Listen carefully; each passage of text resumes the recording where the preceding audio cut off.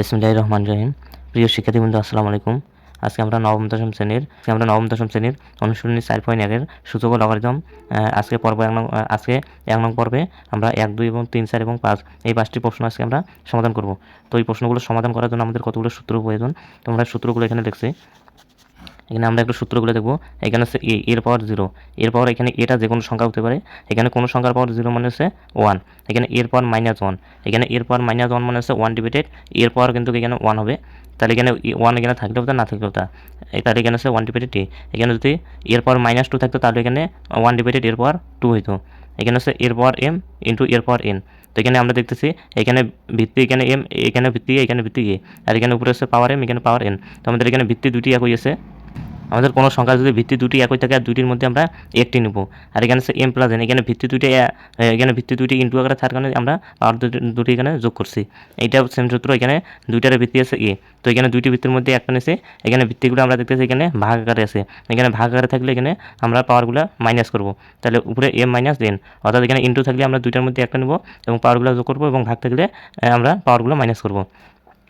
এখানে হচ্ছে a divided b, এর পাওয়ার আছে m, অর্থাৎ পাওয়ার m কিন্তু এর মাঝেও আছে আবার m এর মধ্যেও আছে। তাহলে আমরা m এবং m কে দুইজনকে ভাগ করে দিছি। এখানে এর পাওয়ার রুট, এখানে এর পাওয়ার রুট মানে হচ্ছে হাফ। এখানে এর পাওয়ার রুট মানে হচ্ছে এর পাওয়ার 1 ডিভাইডেড 2। আর এখানে এর পাওয়ার 3 মানে হচ্ছে এর পাওয়ার হচ্ছে 1 ডিভাইডেড 3, অর্থাৎ এখানে রুটের পিঠে যত থাকবে 1 এ ডিভাইডেড এর মান তত হবে। আর এখানে এটা যে কোনো সংখ্যা হতে পারে। তো আমরা এখানে এখন ক নম্বরের 1 নম্বর প্রশ্নটি সমাধান করব। তো আমাদের ভিডিওটি শুরু করার আগে আমাদের ভিডিওটি যদি ভালো লাগে তাহলে অবশ্যই একটি লাইক দিয়ে দেবেন, এবং ভিডিওটি কেমন আছে অবশ্যই কমেন্ট করে জানাবেন। এবং পরবর্তী আবার নতুন ভিডিও পেতে আমাদের ইউটিউব চ্যানেলটি সাবস্ক্রাইব করে রাখবেন, এবং ফেসবুক পেজটি ফলো দিয়ে রাখবেন, এবং আমাদের ভিডিওটি সবার মাঝে শেয়ার করে দেবেন। তো আমরা এখন 1 নম্বর প্রশ্ন সমাধান করব। তো এখানে আছে 1 নম্বর প্রশ্ন আছে 7 এর পাওয়ার 3 ইন্টু 7 পাওয়ার -3 ডিভাইডেড এখানে 3 ইন্টু 3 পাওয়ার -4। তো এখানে আমরা দেখতেছি এখানেও ভিত্তি হচ্ছে 7, এখানেও ভিত্তি হচ্ছে 7। তো আমরা এখানে দুইটি ভিত্তি একই আছে। আমরা এখানে সূত্র দেখছি, ভিত্তি যদি এখানে দুটি একই থাকে, তাহলে দুইটির মধ্যে একটি নেব, এবং ভিত্তিগুলো যদি ইন্টু আকারে থাকে তাহলে আমরা পাওয়ারগুলো যোগ করব। তাহলে এখানে ভিত্তি দুটি, এখানেও ভিত্তি 7, এখানেও ভিত্তি 7, এবং ভিত্তি দুটি গুণ আকারে আছে। তাহলে এখানে দুইটির মধ্যে একটি নেব এবং পাওয়ারগুলো আমরা যোগ করব। তাহলে এখানে আছে পাওয়ারগুলো যোগ হবে 3 প্লাস এখানে আছে -3। আর নিচেও ঠিক সেম, আমরা দুইটি সিরির মধ্যে একটি সিরি নিব। আমরা জানি কোনো সংখ্যার পাওয়ার যদি কোনো না থাকে তাহলে সেখানে 1 থাকে। এই 1 আছে, তাহলে এখানে 3 পাওয়ার এখানে 1, আর এখানে 3 পাওয়ার হচ্ছে -4। তাহলে এখানে দুইটি সিরির মধ্যে আমরা একটি নিচ্ছি। এখানে আছে 1, তো এখানে গুণ থাকার কারণে আমরা সূত্রে এখানে নেব প্লাস, আর এই 3 পাওয়ার হচ্ছে এখানে -4। এরপর এখানে 3 7 আমরা যা আছে তাই রেখে দেবো। তাহলে এখানে হচ্ছে 3,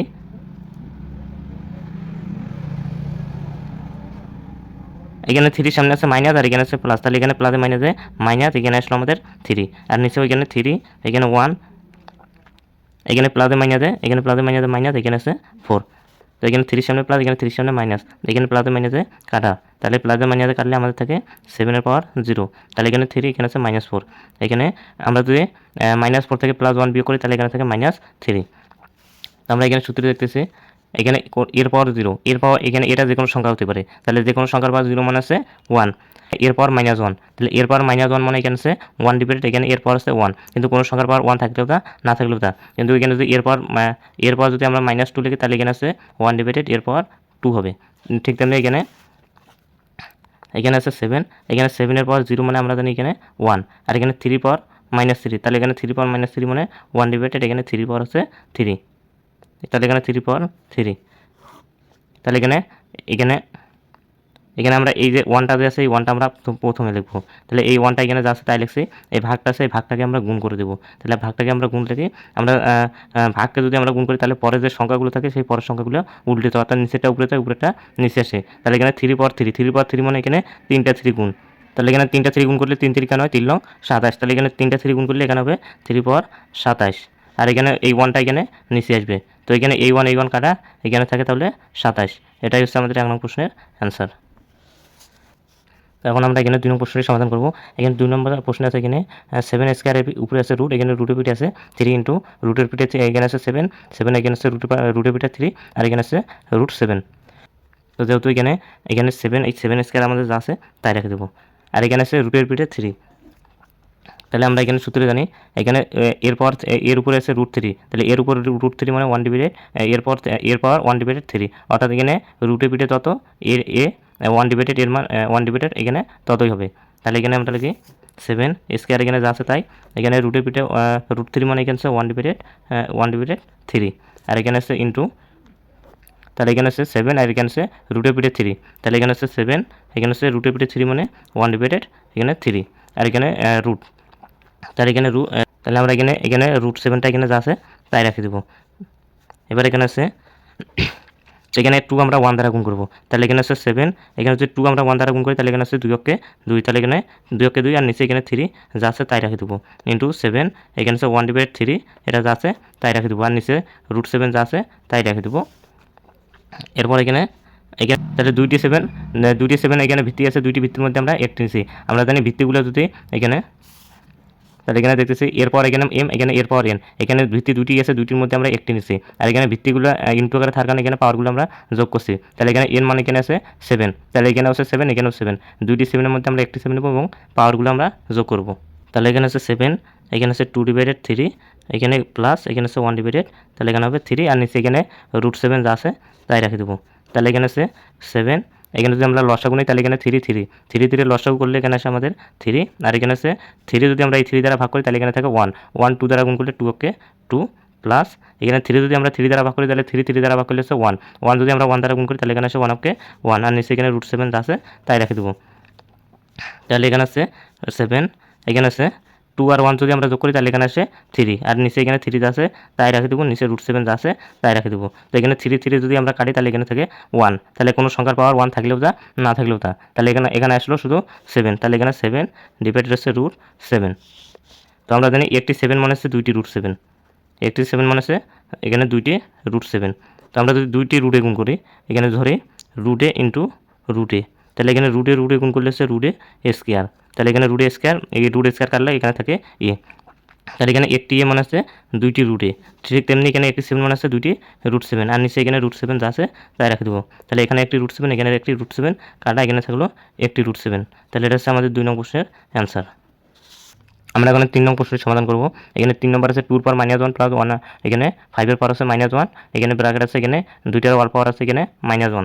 তো এখানে আমরা দেখছি 2 পাওয়ার -1, তাহলে আমরা এখানে সূত্র পাচ্ছি এখানে এর পাওয়ার -1 মানে হচ্ছে 1/a, ঠিক তেমনি এখানে 2, তাহলে এখানে হচ্ছে 1/2, তাহলে এর পাওয়ার -2 মানে হচ্ছে 1/2 প্লাস এখানে এর পাওয়ার তাহলে এখানে এর পাওয়ার -5 মানে এখানে 1/5, এখানে মাইনাস যা আছে তাই রাখি দেবো।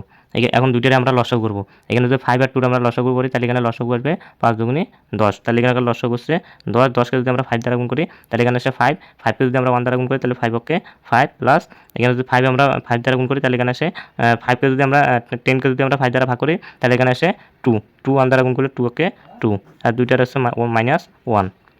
এখানে 5 আর 2, এখানে 5 2 যোগ করলে এখানে হচ্ছে 7, আর নিচে এখানে 10 যা আছে তাই রেখে দেবো, এরপর -1, তাহলে এখানে 7/10, এরপর -1 মানে 1/7/10, তাহলে এখানে হচ্ছে এরপর -1 মানে হচ্ছে 1/a, তাহলে এটা পুরাটার পর -1 মানে এটা পুরাটার পর -1 মানে 1/, এটা পুরাটা যা আছে তাই রেখে দেবো। এবার এখানে এই 1টা আমরা প্রথমে লিখবো, এই ভাগটা আছে, ভাগটাকে আমরা গুণ করে দেবো, ভাগটাকে যদি আমরা গুণ করে দিই তাহলে পরবর্তী সংখ্যা উল্টে যায়, তাহলে নিচেটা উপরে যায় উপরেরটা নিচে আসে, তাহলে 10 উপরে নিচে আসে এটা উপরে যাবে, 7 উপরে আসে এটা নিচে আসবে, তাহলে 10 1 দ্বারা গুণ করলে 10 অক্ষে 10, নিচে আসছে 7, এইটা হচ্ছে 3 নং প্রশ্নের অ্যান্সার। তো এখন আমরা এখানে 4 নং প্রশ্নের সমাধান করবো। এখানে 4 নম্বরে এখানে আছে 2 এর পাওয়ার -1, তাহলে এখানে আছে 2 এর পাওয়ার -1 প্লাস 3 b এর পাওয়ার -1, এখানে অল ব্র্যাকেট আছে, দুইটার অল পাওয়ার আছে -1, তো এখানে আমরা 2 যা আছে তাই রেখে দেবো, এখানে এর পাওয়ার -1, তাহলে আমরা জানি সূত্রে এর পাওয়ার -1, এর পাওয়ার -1 মানে হচ্ছে 1/a, তাহলে এখানে এর পাওয়ার তাহলে এখানে হবে 1/a প্লাস এখানে 3 যা আছে তাই রেখে দেবো, এখানে b এর পাওয়ার -1, তাহলে b এর পাওয়ার -1 মানে হচ্ছে 1/b, এখানে অল স্কয়ার দিয়ে এখানে -1 যা আছে তাই রেখে দেবো। তো এখানে আছে 2 এবার আমরা 1 দ্বারা গুণ করবো, এখানে 3 1 দ্বারা গুণ করবো, তাহলে 2 1 দ্বারা গুণ করলে 2 অক্ষে 2, নিচে এখানে যা আছে তাই, প্লাস এখানে 3 1 দ্বারা গুণ করলে 3 অক্ষে 3, নিচে এখানে বীজ আছে তাই, এখানে এরপর হচ্ছে -1। তো এখানে আমরা লসাগু করবো, এখানে যদি আমরা এ বি লসাগু করি তাহলে এখানে আসে এ বি, আর এখানে এ বিকে যদি আমরা এ দ্বারা ভাগ করি তাহলে এখানে এ কাটা যাবে, থাকবে এখানে বি 2 দ্বারা গুণ করলে এখানে আসবে 2b, এখানে আছে প্লাস এখানে এ বি যদি আমরা বি দ্বারা ভাগ করি তাহলে এখানে বিকে কাটা যাবে, এখানে থাকবে 3 যদি আমরা এ দ্বারা গুণ করি তাহলে এখানে আছে 3k, এরপর আসছে -1। তো এখানে দেখছি এরপর -1 মানে হচ্ছে 1/a, তাহলে এখানে এই পুরাটার পর -1 মানে হচ্ছে 1/a, এটা পুরাটা যাবে তাই, তাহলে এখানে আমরা 1 লিখবো উপরে, ওয়ান ডিভাইডেড এখানে পুরোটা যা আছে তাই, তাহলে এখানে আছে 2a plus 2b plus 3a আর ডিভাইডেড এখানে আছে ab। তাহলে এখানে এর পর -1 মানে 1 ডিভাইডেড এটা যা আছে তাই রেখে দেবো। এবার এখানে 1টা যা আছে তাই এই ভাগটা আছে, এই ভাগটাকে আমরা গুণ করে দেবো। আমরা যদি ভাগটাকে গুণ করে দিই তাহলে পরবর্তী যে সংখ্যাগুলো আছে সেগুলো উল্টে যায়। তাহলে এখানে ab নিচে আছে, ওটা উপরে যাবে, 2b প্লাস 3a এটা উপরে আছে, এটা নিচে আসবে। 1 গুণন এখানে আছে ab, এখানে abটা উপরে যাবে, ab উপরে যাবে, আর এখানে 2b plus 3a 2b plus 3a এটা নিচে আসবে।